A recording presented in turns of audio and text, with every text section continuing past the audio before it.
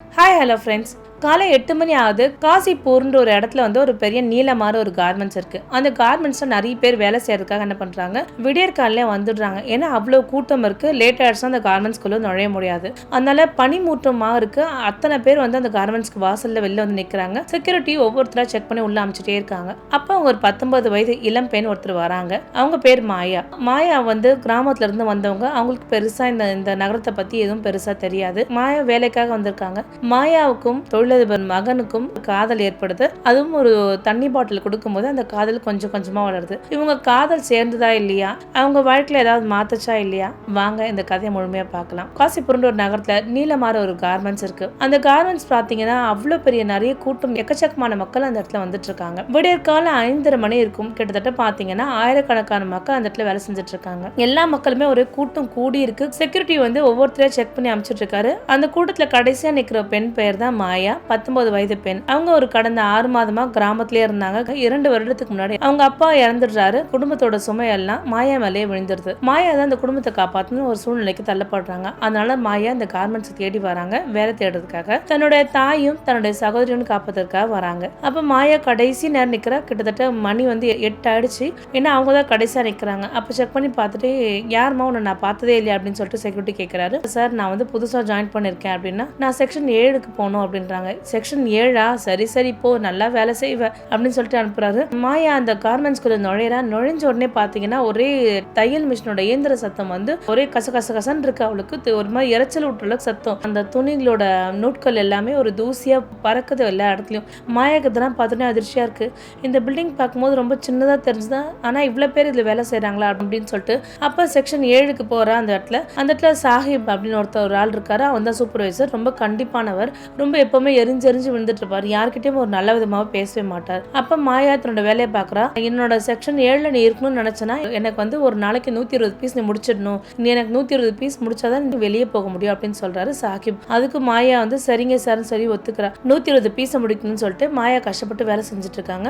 மாயா அப்படி வேலை செஞ்சுட்டே இருக்கும்போது என்ன பண்றாங்க, ஊசியை அவ கையில குத்தி ரத்தம் வந்துடுது. அம்மா அப்படின்னு சொல்லிட்டு கத்துறா. அங்க இருந்து யாருமே அவளுக்கு உதவ வரல. ஏன் அப்படின்னா சாஹிப் 120 பீஸ் முடிக்கலன்னா தேவையில்லாத வார்த்தைகளை பேசுவான், எல்லாரும் முன்னாடி அவமானப்படுத்துவான். அதனால அவனுக்கு பயந்துட்டு யாரும் எந்த வித உதவியும் பண்ணல மாயாவுக்கு. அப்ப பக்கத்துல இருந்த பெண்மணி சொல்றாங்க, அங்க பக்கத்துல வேஸ்ட் துணிலாம் இருக்கு, அதெல்லாம் எடுத்து தொடச்சுக்கோ. நீ இந்த மாதிரி கத்தினாலாம் யாரும் உதவலாம் மாட்டாங்க. ஏன்னா இவன் ரொம்ப கண்டிப்பானவன், இவனுக்கு பயந்துட்டே வரமாட்டாங்க. இவன் மிஷின் விட்டு எந்திரிச்சா அவ்வளவு பேச்சு பேசுவான். அதனால நீயும் உன்னை பாத்துக்கோ, பார்த்து பொறுமையா செய் அப்படின்னு சொல்றாங்க. நீ இந்த இடத்துல வேலை செய்து தாக்கு பிடிக்கிறது ரொம்ப கஷ்டமான விஷயம் தான். உனக்கு உன்னோட தேவை வேணும் அப்படின்னா நீ வேலை செஞ்சுதான் ஆகணும் அப்படின்னு சொல்லிட்டு பக்கத்துல இருக்கவங்க சொல்றாங்க. மாயாவுக்கு ஒரே அழுக வேதனை. ஐயோ, நம்ம முதல் நாள்லயே இவ்வளவு பெரும் பிரச்சனையா இருக்கு, இவ்வளவு பெரிய வேலை அப்படின்னு சொல்லிட்டு மாயா ரொம்ப வருத்தப்படுறான். இப்படியே நேரம் கிடக்குது. சாப்பிடுற நேரம் வந்துருச்சு. மாயா என்ன பண்றா, தன்னோட கேண்டீன்ல தான் கொண்டு வந்து சாப்பாடு சாப்பிட்டுட்டே இருக்கா.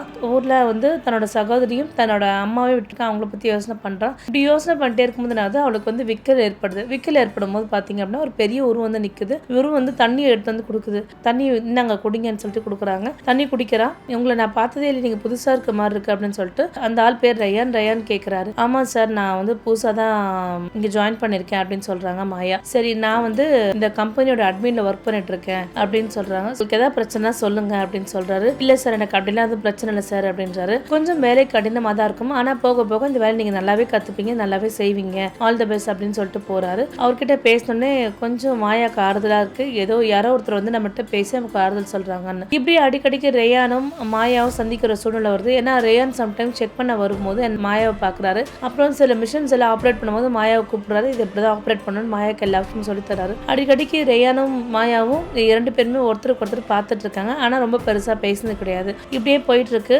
மாயாவோட மனசுல என்ன நினைக்குதுன்னா, ரேயான் ரொம்ப நல்ல மனிதரா இருக்காரு, ரொம்ப அன்பா பேசுறாரு, யார்கிட்டயும் எரிஞ்சு விழ மாட்டாரு. இந்த சாஹிப் தான் ஒரு நேரமும் பேசுற சொல்லி எல்லாமே கடும் சொல்லா இருக்கு, நம்மளால தாங்கிக்கவே முடியல அப்படின்னு சொல்லிட்டு வருத்தப்படுறா. இருந்தாலும் ஏழ்மையான குடும்பத்தின் சூழ்நிலை காரணமாக மாயா அங்க கஷ்டப்பட்டு வேலை செஞ்சுட்டு இருக்கா. இப்படி தொடர்ந்து வேலை செஞ்சுட்டே இருக்காங்க. ஒரு நாள் பெரிய ஆர்டர் வருது. ஆனா அந்த வேலையை கண்டிப்பா முடிச்சாகணுன்றதுக்காக என்ன பண்றாங்க, இரவு முழுதும் வேலை செய்ய சொல்றாங்க.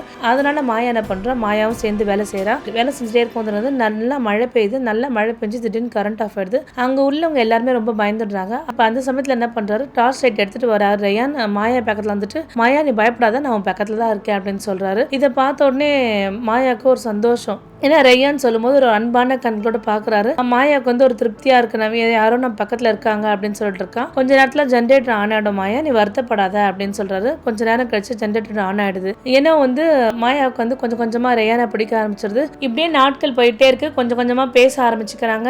ஆஃபீஸில் லஞ்ச் டைமில் பேச ஆரம்பிக்கிறாங்க. சில சமயத்தில் ஆஃபீஸ் முடிஞ்சு பேச ஆரம்பிக்கிறாங்க. சில சமயத்தில் வெளியில் பஸ் ஸ்டாண்ட் நின்று பேசிட்டு இருக்காங்க. இப்படி எல்லாம் பேசிட்டே இருக்காங்க. அப்போ ரேயான் பார்த்தீங்க அப்படின்னா நீல்மார் கார்மெண்ட்ஸ் உரிமையாளர் ஒரே ஒரு மகன் தான் ரேயான். ஏன்னா அந்த தொழிற்சாலையில் நிறைய அநீதி நடக்கிறத ரேயான் பார்த்துட்டு தான் இருக்காரு. அதாவது வேலை நேரம் அதிகமாக செய்ய சொல்கிறாங்க. சூப்பர்வைசராக இருக்கட்டும், ஜெனரல் மேனேஜராக இருக்கட்டும், அவங்க வைக்கிறதா ரூல்ஸாக இருக்குது. என்ன காரணம் அப்படின்னா அவங்களாம் அந்த காலத்து ஆளுங்க ரொம்ப நாளாக அந்த கார்மெண்ட்ஸ் ஒர்க் பண்ணிட்டு இருக்காங்க. ரேயானுக்கு எல்லாம் நடக்குது. ஆனால் ரேயானால எதுவுமே தடுக்க முடியல. ஏன்னா ரேயானோட அப்பா வந்து அந்த காலத்து ஆளுன்றதால நான் சொல்றதா கேட்கணும்னு சொல்லிட்டு ஒரு ரூல்ஸை வச்சிருக்காரு. அப்ப என்ன பண்றாங்க, ஒரு நாள் மாயா தன்னோட வேலையை முடிச்சுட்டு அப்படியே வெளியில வராங்க. நல்ல மழை பெஞ்சிட்டு இருக்கு. அப்ப ரேயான் சொல்றாரு, வா மாயா நான் அவனை கொண்டு போய் டிராப் பண்றேன் அப்படின்னு சொல்றாரு. இல்லங்க சார் நான் வரல அப்படின்னா, இனி என்ன சார்லாம் கூப்பிடாதான், நீ ரேயானே என்ன கூப்பிடலாம், நான் அவனை வந்து அன்பா கூப்பிடுறேன், கண்டிப்பா நீ கார்ல ஏறுன்னு சொல்லிட்டு கூப்பிட்டு போறாங்க. அப்ப கார்ல ஏறுன்னு கூப்பிட்டு போகும்போதே சொல்றாங்க, மாயா எனக்கு தெரியும் நீ ரொம்ப கஷ்டப்படுறேன்னு எனக்கு ரொம்ப தெரியும் அப்படின்றாங்க. ஏன்னா நம்ம சில சமயத்துல கொஞ்சம் நேரம் பேசிக்க வேண்டியது இருக்கு. சில டைம் ஃபோனில் பேசிக்கிறோம், நேரில் பேசிக்கிறோம், எல்லாம் செய்கிறோம். ஆனால் என்னோட கம்பெனியில் நீ வேலை செய்யறதா ரொம்ப கஷ்டப்படுறேன், நிறைய ஓவர் டைம் கொடுக்குறாங்க அப்படின்றதுல எனக்கு நல்லாவே தெரியும். இந்த அநீதி கண்டிப்பாக ஒரு நாள் மாறும் மாயா, கண்டிப்பாக என்னால் மாற்ற முடியும் அப்படின்னு சொல்கிறா. அப்போ மாயா சொல்கிறா, கண்டிப்பாக நீங்கள் மாற்றுவீங்கன்ற நம்பிக்கை இருக்குன்னு சொல்லிட்டு உட்காந்து அழுதுட்டா. ஏன்னா நிறைய வேலை டார்ச்சராக இருக்குது, வேலை பலு ரொம்ப அதிகமாக இருக்குது, என்னால் நிஜமாக செய்யவே முடியலன்னு சொல்லிட்டு அழுதுட்டா. அப்போ அடுத்த நாள் என்ன பண்ணுறாங்கன்னா அந்த கம்பெனியோட ஜிஎம் சார் கூப்பிட்டு என்ன பண்ணுறாரு, ரேயானா இது பண்ணுறாரு, நீங்கள் செக்ஷன் 7க்கு அடிக்கடிக்கு போகிற மாதிரி எங்களுக்கு இருக்குது, உங்களுக்கு தேவையில்லாத செயல்கள் நீங்க செஞ்சுட்டு இருக்கீங்க அப்படின்னு சொல்லிட்டு ரேயானை சொல்றாங்க. அப்ப ரேயான் கோவந்தது, நீங்க வந்து ஆஃபீஸ் ஒர்க்கை மட்டும் தான் எனக்கு கவனிக்க சொல்றதுக்கு உங்களுக்கு உரிமை இருக்கு, என்னோட பர்சனல் லைஃப்ல தலையிடறதுக்கு உங்களுக்கு எந்த வித உரிமையும் கிடையாது அப்படின்னு சொல்றாங்க. அப்படின்னு சொல்ற உடனே என்ன பண்றாங்க, மாயாவை கார்னர் பண்றாங்க. செக்ஷன் 7ல உள்ள சாஹிப் சூப்பர்வைசர் ரொம்ப கடுமையா நடந்துக்கிறாரு. ஒரு பெண்ணுக்கு திடீர்னு உடல்நல முடியாம மயங்கி இருக்காரு. அவங்கள ஹாஸ்பிட்டல் கூட்டு போகாம அவங்கள திட்டி பேசிட்டு இருக்காரு. அது மட்டும் இல்லாம எல்லா தொழிலாளருக்கு முன்னாடியுமே மாயாவை ரொம்ப தரைக்குறைவா பேசிட்டு இருக்காரு. இதை பேசணும்னு ரொம்ப கோவம் வந்துருச்சு. அப்ப உடனே சாஹிப் என்ன பண்றாரு, மாயாவை தள்ளி விடுறாரு. மாயாவை தள்ளி விட்டு உடனே மாயாவோட கை உடைஞ்சிருது. அப்போ உடனடியே ரேயான் அந்த இடத்துல வராரு. ஏன் அவங்க 2 பேரும் இது பண்ணிருக்கேன்னு சொல்லிட்டு 2 பேருமே தன்னோட சொந்த கார்லயே ஹாஸ்பிட்டல் கூட்டு போறாரு. கூட்டிட்டு போய் பாக்குறாரு. மாயா நான் மன்னிச்சுக்கோ, என்னோட ஒர்க்கர்ஸ் நடந்ததா ரொம்ப பெரிய தப்பு தான் சொல்றாரு. இல்லங்க உங்க ஆபீஸ்ல ரொம்ப அநீதி நடந்துட்டே இருக்கு அப்படின்னு சொல்றாரு. ரேயானோட அப்பா போன் பண்றாரு, நீ வந்து ஒர்க்கர்ஸ் ஜிஎம் சொல்றதான் கேட்கணும், இல்லைன்னா இந்த ஒரே ஒரு சொத்து உன்னுடையது ஆகவே ஆகாது, அந்த பெண் கூட சுத்தாத, அந்த பெண் கூட சுத்திட்டே இருந்தனா இந்த சொத்து உனக்கு வந்து சேராது, அனாதாசிரமம் தான் போயிடும் அப்படின்னு சொல்றாரு. அப்ப என்ன பண்றாரு, மாயா கிட்ட இந்த விஷயத்த சொல்றாரு. எங்க அப்பா இந்த மாதிரி சொல்றாரு, ஆனா எனக்கு உன்னதான் ரொம்ப பிடிக்கும் மாயா, நான் உன் கூட தான் வாழ விரும்புறேன் அப்படின்றாரு. இல்ல நீ வந்து இந்த அநீதியை மாத்தணும், இந்த கம்பெனியை வந்து நீ விட்டுடாத, கண்டிப்பா இந்த கம்பெனி ஒன்று சேர வேண்டிய ஒரு விஷயம், அதனால நான் இந்த வேலையை விட்டு போறேன், நான் இருந்தா நீங்க ஒழுங்கா வேலை செய்ய மாட்டேன் அப்படின்னு சொல்றா. வேலையை ரிசைன் பண்ணிட்டு போயிடுறா. வேலையை ரிசைன் பண்ணிட்டு போனதுக்கு அப்புறம் என்ன ஆகுது அப்படின்னா, கொஞ்ச நாளே என்ன ஆகுது, ரேயானோட தந்தை மாரடைப்பால இறந்துட்டாரு. மாரடைப்பால இறந்தவொன்னு என்ன பண்றாரு, ரேயானோட கண்ட்ரோலுக்கு அந்த நீலமார் கார்மெண்ட்ஸ் வந்துடுது. நீலமார் கார்மெண்ட்ஸ் வந்து அங்க நடக்கிற அநீதி எல்லாத்தையும் அந்த இடத்துல ஜிஎம் சூப்பர்வைசர் எல்லாருமே மாத்திடுறாரு. நிறைய கம்பெனிக்கு நிறைய ரூல்ஸ் கொண்டு வந்திருக்காரு. மெடிக்கல் செக்அப்ல இருந்து மெட்டர்னிட்டி லீவ்ல இருந்து எல்லா விஷயமும் கொண்டு வந்திருக்காரு. கரெக்டான ஒர்க்கிங் ஹவர்ஸ்ல இருந்து எல்லாமே கொண்டு வந்திருக்காரு. அதனால ஊழியர்கள் எல்லாருக்குமே போனஸ் போடுறதா இருக்கட்டும், சம்பளத்தை உயர்த்திட்டா இருக்கட்டும், இவ்வளவு நல்ல விஷயங்கள் எல்லாமே செஞ்சுட்டே இருக்காரு. எல்லா நல்ல விஷயமும் செஞ்சுட்டே இருக்காரு. ரேயான் முதலாளியானோட எல்லாருக்குமே ஒரே சந்தோஷம், எல்லாரும் ரொம்ப நன்றி சொல்றாங்க. அப்ப அந்த சமயத்துல என்ன பண்றாரு, கொஞ்ச நாள் கழிச்சு இந்த கம்பெனியோட ரூல்ஸ் எல்லாம் மாத்திட்டு கம்பெனி ஒரு நல்ல வளர்ச்சிக்கு வந்துருச்சு. இதுக்கப்புறம் என்ன பண்றாரு, மாயாவை தேடி மாயாவோட சொந்த ஊருக்கு போறாரு. மாயாவோட சொந்த ஊருக்கு போனதுக்கு அப்புறம் அங்க உள்ளவங்க கிட்ட கேக்குறாரு, நீங்க மாயா வீடு எதுன்னு சொல்றாரு. மாயாவோட அம்மா கிட்டே கேக்குறாரு, இந்த மாயா வீடு எங்கம்மா அப்படின்னா, வாங்க எங்க வீடு தான், எங்க வீட்டுல தான் இருக்காங்க மாயான்னு சொல்றாங்க. மாயாவுக்கு ரேயானை பார்த்தோன்னே ஒரே சந்தோஷம். ரேயான் நீ எப்படி இங்க வந்திருக்க, உனக்கு எப்படி தெரியும் அப்படின்னா, இல்ல நீ ஆஃபீஸ் அட்ரஸ்லாம் கொடுத்தல அது இருக்கு அப்படின்னு சொல்றாரு. நான் உன்னை தேடி கண்டுபிடிச்சிட்டேன் அப்படின்றாரு. எங்க அப்பா இறந்துட்டாரு, இனி நான் ஆஃபீஸ் எல்லாம் உனக்கு பிடிச்ச மாதிரியே மாத்திட்டேன், நீ எப்படி ஒரு ஆஃபீஸ் இருக்குன்னு நினைச்சா அந்த மாதிரி நான் மாத்திட்டேன், கண்டிப்பா இப்போ வந்து என்ன கல்யாணம் பண்ணிக்கோ அப்படின்னு சொல்றாரு. அப்ப மாயா எனக்காக இவ்வளவு தூரம் வந்தேன்னு சொல்லிட்டு கட்டி பிடிச்சி அனுப்பிச்சுக்கிறேன். மாயாவோட ஊர்லயே நான் அப்படியே திருமணம் பண்ணிடுறாங்க. மாயாவோட தாயும் சகோதரியும் அந்த ஊர்லயே இருக்காங்க. மாயா அடுத்த நாள் நீலமார் கார்மெண்ட்ஸ் வராங்க. ரொம்ப சந்தோஷப்படுறாங்க. ஏன்னா எல்லா ஊழியர்களோட முகத்திலையும் அவ்வளோ சந்தோஷம் இருக்கு.